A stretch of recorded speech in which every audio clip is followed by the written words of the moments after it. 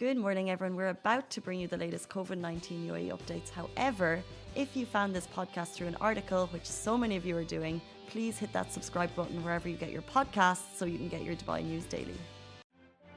Good morning, Dubai. How are you doing? Happy Thursday and welcome back to the Lovin Daily, where I take you through the trending stories that everyone in Dubai is talking about. What a show we have in store for you today. We are talking about the founder of Heroes of Hope. She is doing 7 marathons in 7 days across 7 Emirates, and that is not an April Fool's. This is someone who's working hard for a great cause, and you can donate on Hoppa Sports. We're also talking about the I've Never Tried, getting us out doing amazing foodie stuff across Dubai, and huge news yesterday about carrying goods exceeding a certain amount into the UAE. What's allowed, what's not allowed. If you're traveling, if you have friends traveling, it's direct from customs. Be aware, it's not an April Fool's joke. Yeah. None of our stories today are a joke, so it's all very serious. And the next story that's gonna be as serious as all the other stories. I couldn't take that seriously. I feel like any news we put out today is gonna be like, are you guys joking? Like everything Casey's been telling me today, I'm like, are you joking, Casey? But anyway, so the other stories we'll be talking about will be the UAE is the first country in the Arab world to bridge the 71.6 of the gender gap. And and our next big announcement, massive announcement that we'll be getting to later. Or should we give them a little hint right now? Go for it. We are going to be opening a human museum. We're really excited about that. We'll get to that later in the show. But I want to interrupt regular programming for information that just came through via the KHDA. Yeah. So if you're parents, if you are students, this is massive news for you. They've announced that due to ongoing distance learning, school inspections will now be happening by unannounced surprise visits in your home.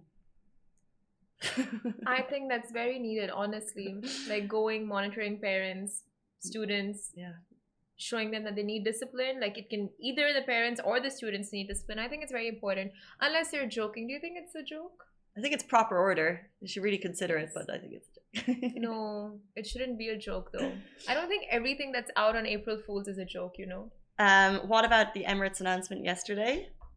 About? Emirates announced that they are going to do weddings in the sky. No, that's not a joke. It's not a joke. Look at the photo. So you can get married on board an Emirates flight at 4,000 feet, tie the knot.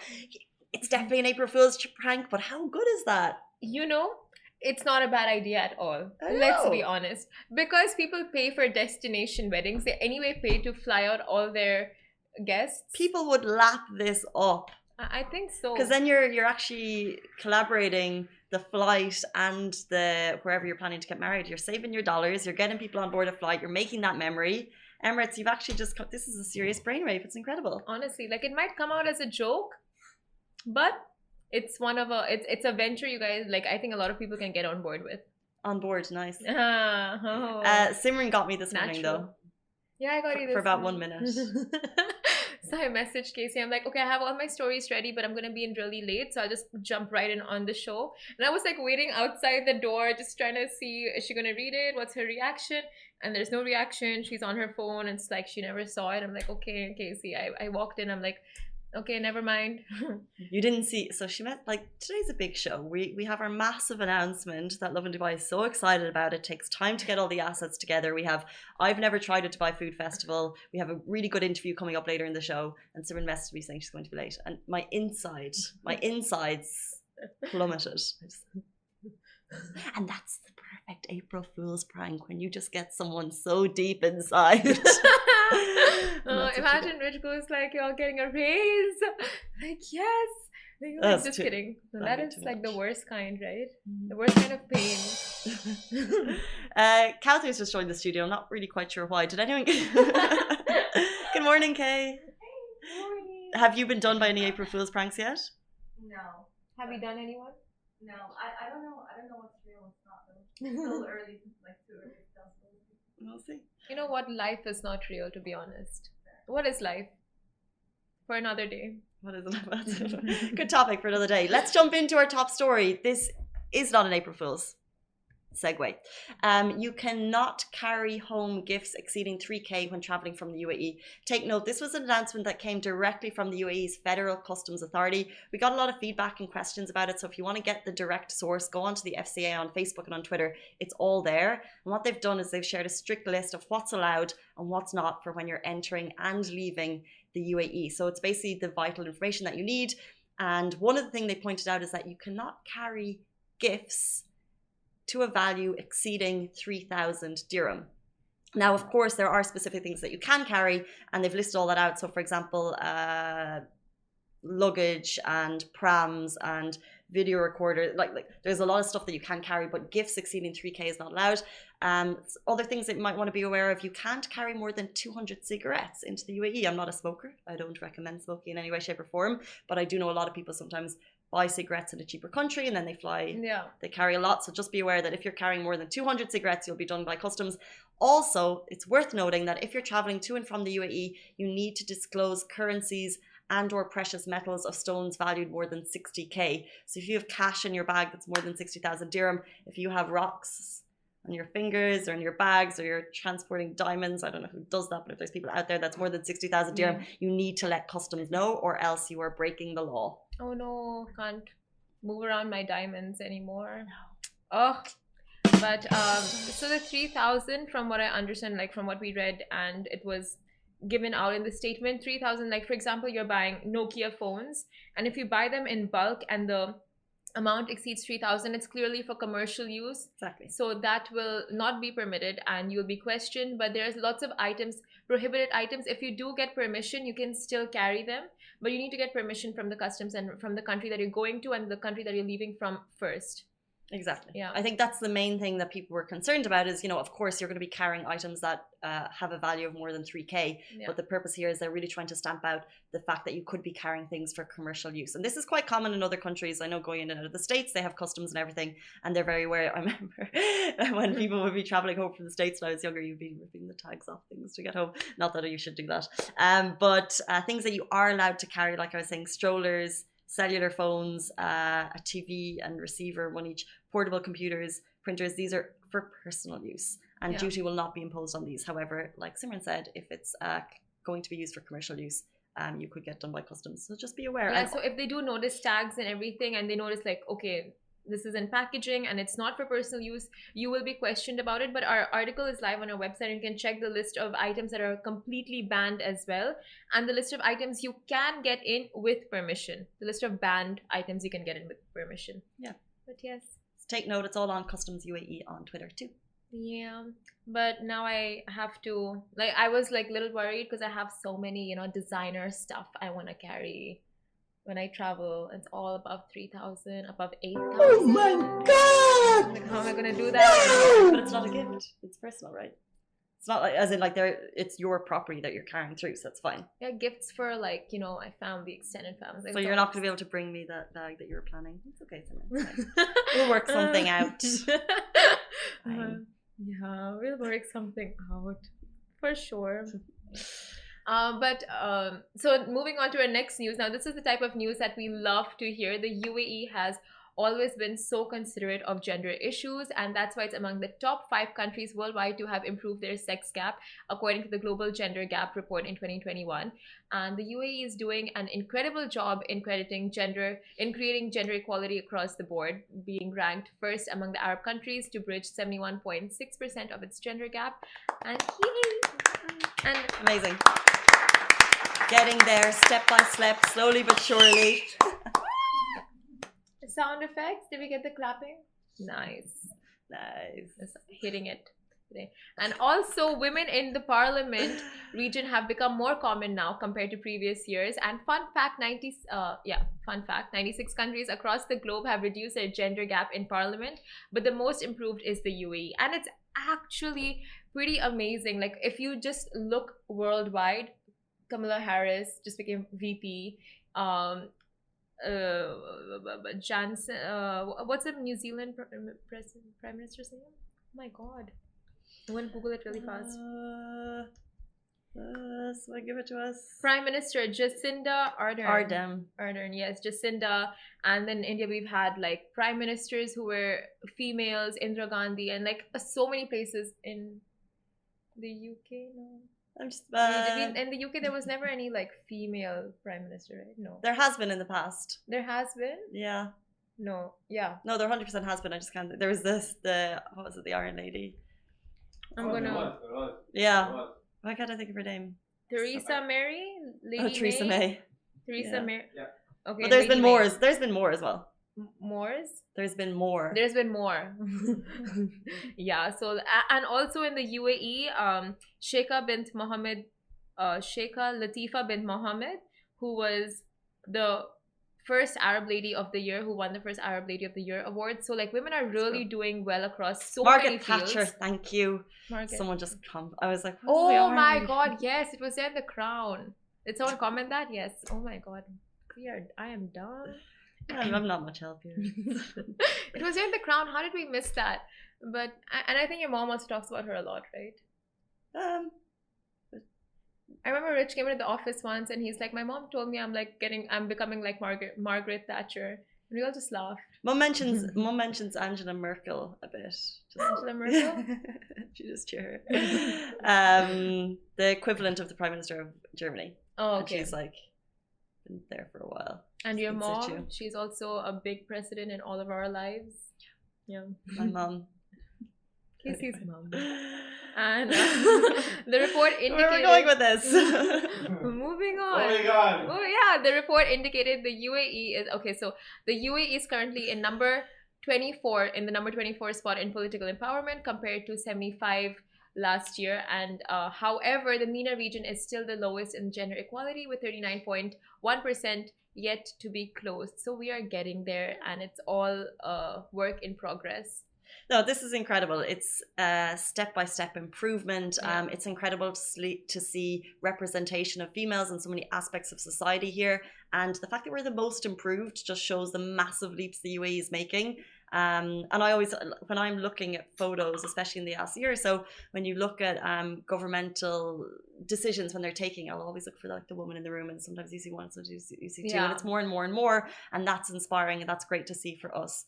So yeah, like you said, most improved UAE, it's fantastic news. We have improved a lot, but there's still a long way to go, especially for developing countries, because women empowerment is a massive topic, and it all starts with the mindset, honestly. It starts with the mindset. Yeah. Moving on to someone with absolutely incredible mindset. We're talking about the founder of Heroes of Hope. She's doing 7 marathons in 7 days across 7 Emirates.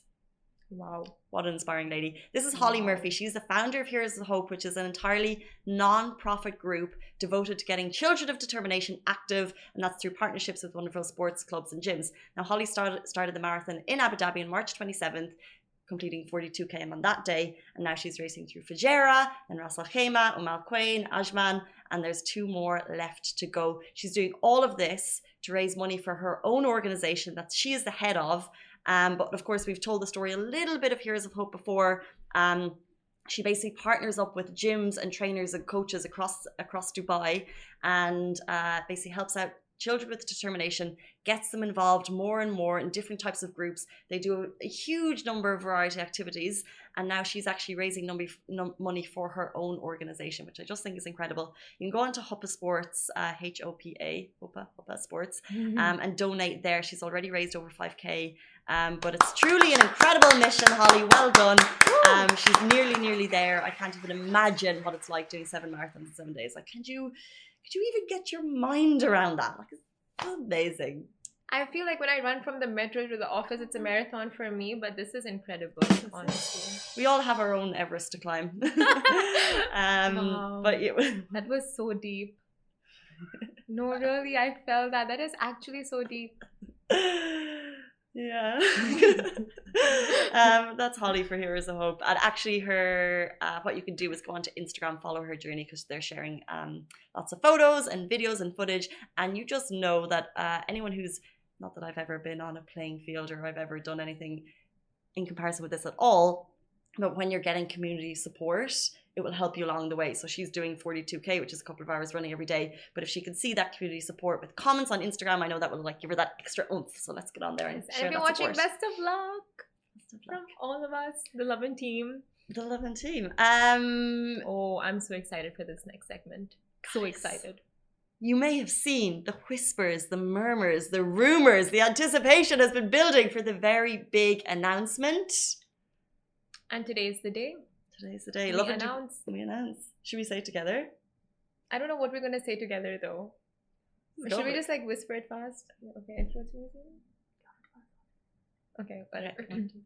Lovin Dubai is launching an influencer museum. Here's the video. So cringe. That's On to the big launch. Our next story is something we are super excited about. Lovin Dubai is launching an influencer museum where you can go and watch your favorite influencers in action. We're teaming up with Dubai's biggest influencers and they're actually going to go and live there for a period of time. It's like Madame Tussauds with actual influencers. We're setting up gyms, tennis courts, TikTok rooms, a selfie hall of fame, the whole jing bang. And it's influencers in their natural habitat. And we were inspired by influencers in the wild. And we're keeping the names strictly confidential. And trust me, these are influencers you know and love, big names. And so stay tuned for the big reveal. And if you want to visit, the cost is only 110 dirhams and 90 dirhams for selfies. 90 dirhams and above, depending on how many followers the influencer has. It's so interesting. You said it was inspired by influencers in the wild, and it really was. Think of this like a zoo, but for humans. We see people love influencers in Dubai. They want to see more about them. And now you can actually go, and we have so many fitness influencers there. They'll be at the gym and you can just go and watch them. Exactly. You can record, you can watch them work out, take inspiration from them. And they're going to be those, the makeup ones, the makeup influencers. So you can see how they put on their makeup live in person and record a bit for yourself. But obviously you'll have to pay for all the recordings, but it's worth it, totally worth it. Okay, prime example, you have your phone and you want to take a photo of, let's say, for example, an influencer sitting in front of you. Simran.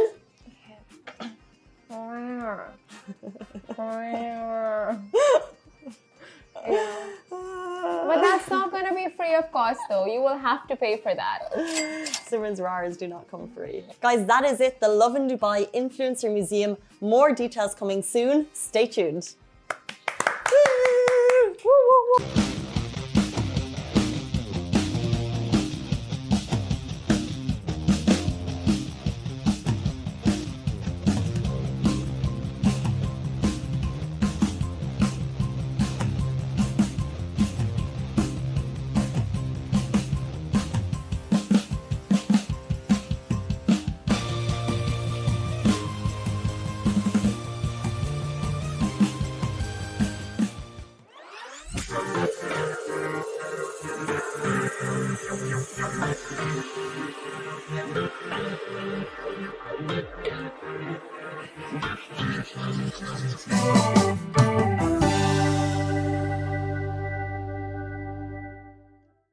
So that was the launch of the very exciting Lovin Dubai Influencer Museum. We're not going to give you the date yet.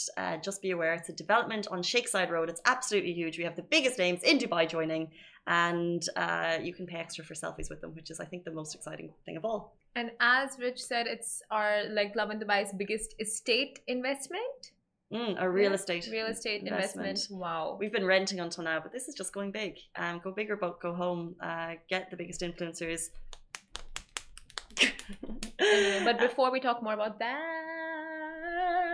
this is more exciting. No, this is not more exciting. It's equally exciting. But yes. Equally as exciting. If you've been following our Instagram, you'll know that Dubai Food Festival has kicked off. It's 24 days that will get you out and about exploring the very best of what Dubai has to offer. Foodcations, foodie experiences, Dubai Restaurant Week, hidden gems, and the hunt for the best karak in town. What's really cool, by the way, is we mentioned the billboard on Shakeside yesterday. Speaking of best karak in town, we're looking for Follow the Flavor. We want to find the very best karak in Dubai. Karak chai. Karak chai. It's impossible to whittle it down to just... it's impossible to whittle it down to just 10, but that's what we're doing. The voting is open now on Lovin Dubai, so you can go in, vote for your best karak in town. But that's just one of the amazing things happening for Dubai Food Festival. But this is the other amazing thing happening for Dubai Food Festival, which is our Spin the Wheel, and where we get to try amazing experiences across Dubai and explore Restaurant Week and hidden gems and so many exciting things. So can I go first? Well, so basically we've been doing this a couple of times. It's an amazing wheel. We love it. But let's go to my experience, which was the last time I spun it, I got to go to Low for an outdoor movie dining experience. And I actually put together a reel. Please go easy on me. I did the reel very quickly. I'm not that great at creating them. I saw it. It was nice. But we'll play it now just so you can see the type of experiences that you can enjoy with Dubai Food Festival. Instagram.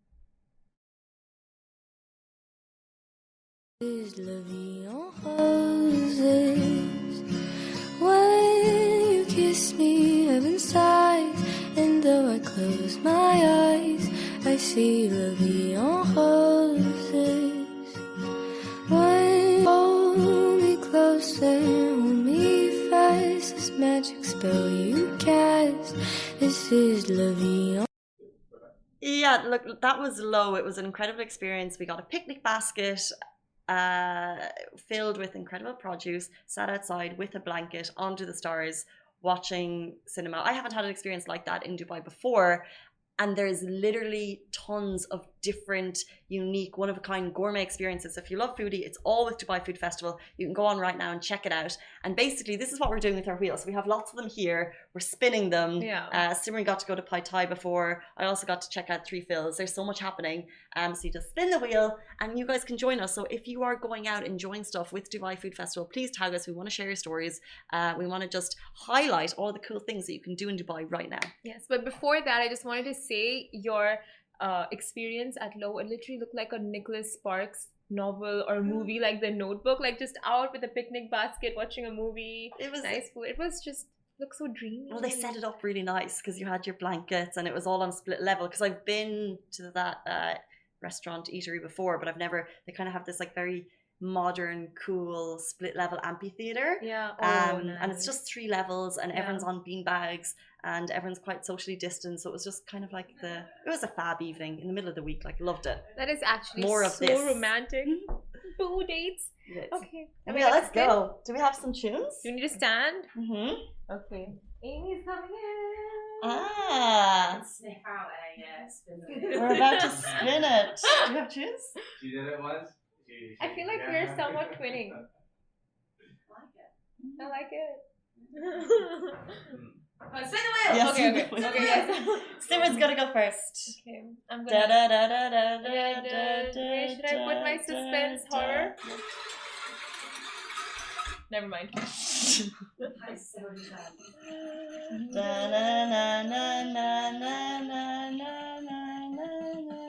Slowing it down. Slowing it down. Simran is going to check out nowhere. This one. Apparently. Maybe this one. Okay. I'm scared. Why are you scared? They're not bad. They'll all be good. Pai Thai again? He's on his way. Okay, I think I got Pai Thai again, so I'm just gonna go there. Just kidding. I got Carnival by Trescent.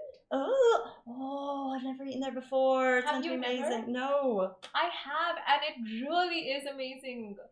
Do you wanna go? Kind of. That's kind of like Okay. really molecular Indian food. Can I take Simran's one? Okay. Is that possible? A food experience at Carnival by Trace, that's amazing. That's in DIFC as well. Bougie. Yeah, bougie. Is it your turn? Yes, I believe so. Let's go. Look at me holding the red thing like it's a big deal. I rigged it. Oh, yeah, this one. Oh, What you get? I'm going to the Palm We're hiding it from for an me. experience at Torno Subito. That's amazing. Do you know this? I've not even heard, like, it sounds so fancy. I don't think I can even say the name, honestly. Oh, I can't remember the name of the chef. So Torno Subito is the really cool place at the W on the Palm with, I think it's Massimo Bottura. Wow. He's basically meant to be one of the best chefs in the world. I mean, these names sound pretty fancy, so I'm sure it's gonna be a very fancy time. No, for it's like a Casey. really, they've decked it out so it's kind of like retro, funky Italian. Okay. I think it was meant to be. I was there like 2 years ago. I think it's like how the chef imagined Italy in kind of this 50s, 60s, 70s, 50s maybe. So really cool. So you get to Love eat this. food from all the eras. Wow, Dubai nice. Food Festival. We are having probably the best time of our lives. If you've been watching our Instagram over the last kind of 2 weeks, checking out these hidden gems, checking out all these amazing, unique gourmet food experiences. It's all running until April 10th, and spaces are 100% limited. Just be aware of that. So if you want to check out these really cool things, go on to Dubai Food Festival and then book your experience with the specific place that you want to go to. Yeah, and if you go to visit Dubai, you can see the number of restaurants that are offering amazing deals, 50% off, and like Casey said, a 2-course meal, 3-course meals, and everything for like very affordable prices. So it's all there, and visit Dubai. So make sure to check it out and see the restaurants that are participating for DFF. Guys, stay tuned. We have a couple of things coming up after the break, which we're really excited for. We have an interview with Zoe Cresswell. Now, Zoe is a concerned resident that we wrote an article about because of a pathway issue that she has between Arabian Ranches and the Sustainable City. We actually have an update there where they're hopefully going to refurb the pathway, but we have her on the show as an interview just to kind of get the exact kind of the main issue that the residents are concerned with, and also another foodie adventure for you to explore. So stay tuned, we'll be back with you in like 30 seconds. Lovin Extra is here. This is the new membership, and while absolutely nothing changes for our readers, extra members get access to premium content, exclusive competitions, and first look for tickets and access to the coolest events across the city, and Lovin merch. If you subscribe right now, a very cool Lovin Red Eco Water bottle will be delivered to your door. Guys, we are back on the Lovin Daily. Simran has ran out of the studio, leaving me here. She's gone to check on the development of the Lovin Dubai Influencer Museum. We're getting a lot of comments, so she's jumping in to kind of let people know that it is happening, and it will cost you 100 dirham for a selfie, depending on how many followers the people have.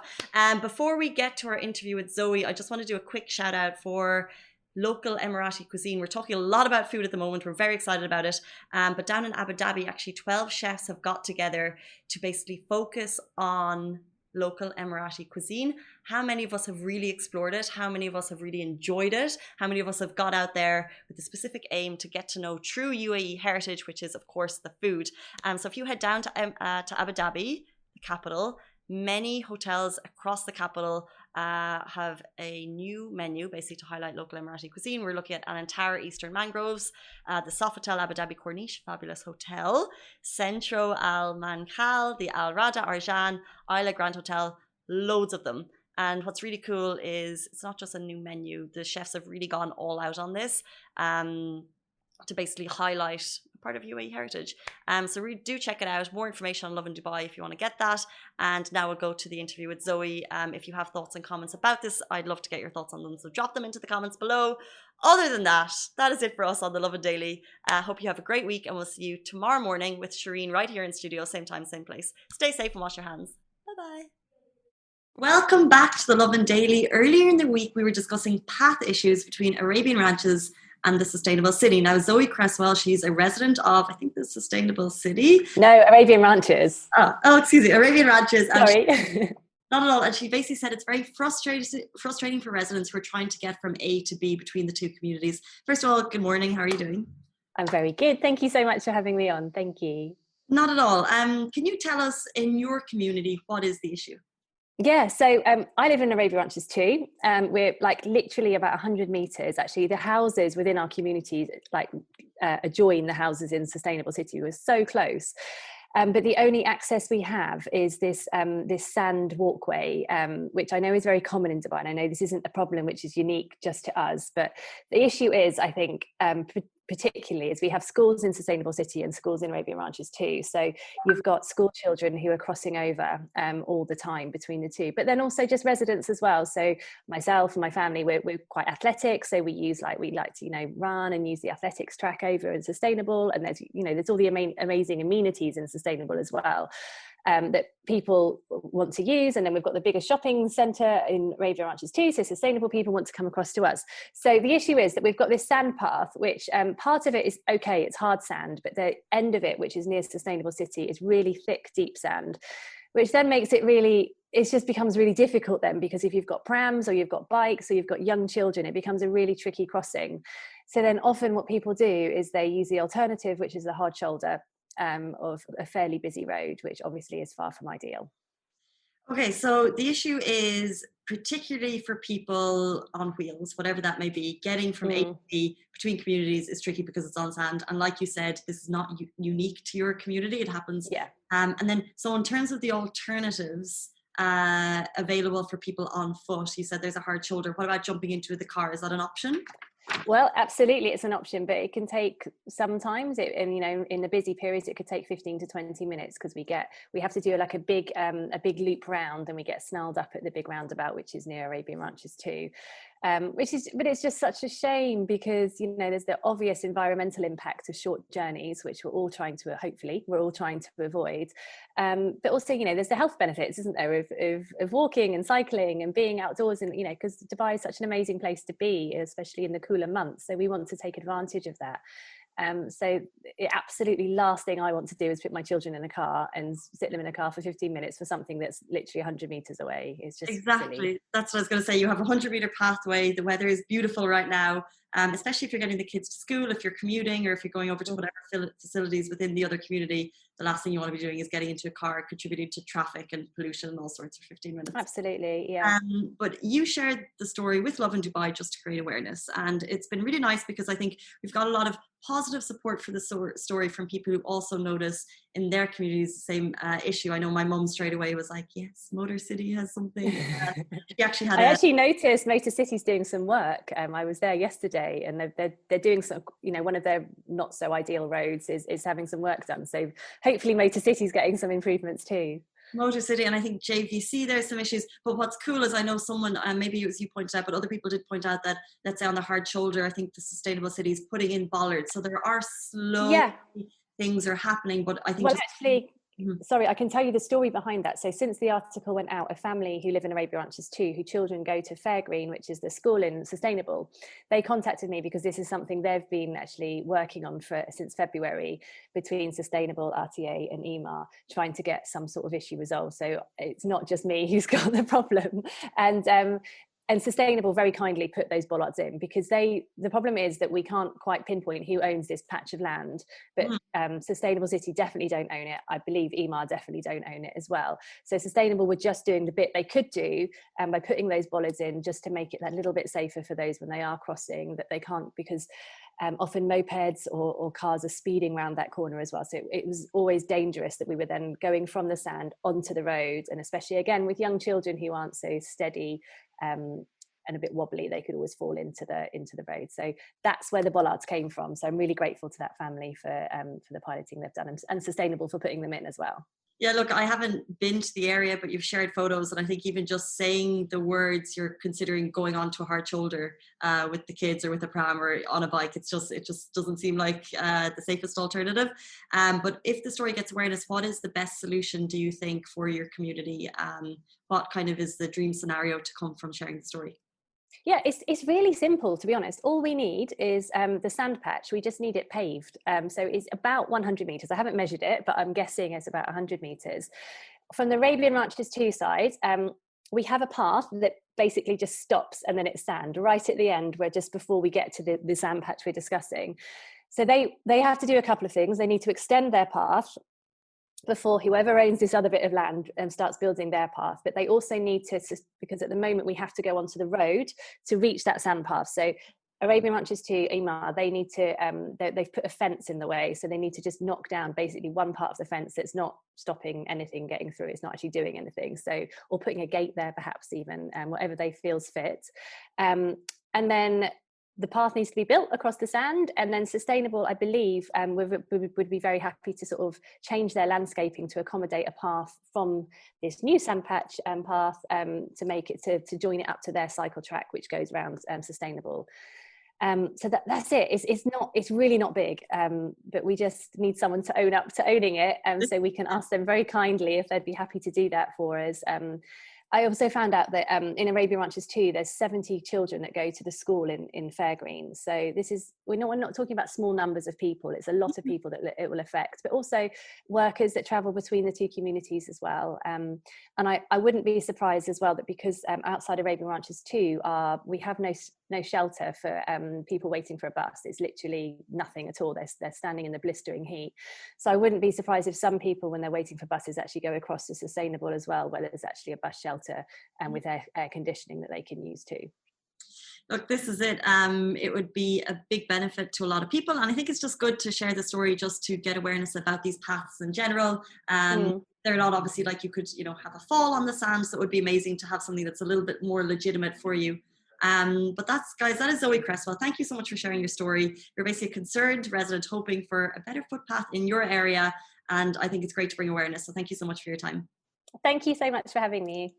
No worries. Guys, that is it for us on the Lovin Daily. We're back with you every single weekday morning, same time, same place. Stay safe and wash your hands. Bye-bye. Guys, that is a wrap for the Lovin Daily. We are back same time, same place every weekday morning. And of course, don't miss the Lovin Show every Tuesday where I chat with Dubai personalities. Don't forget to hit that subscribe button and have a great day.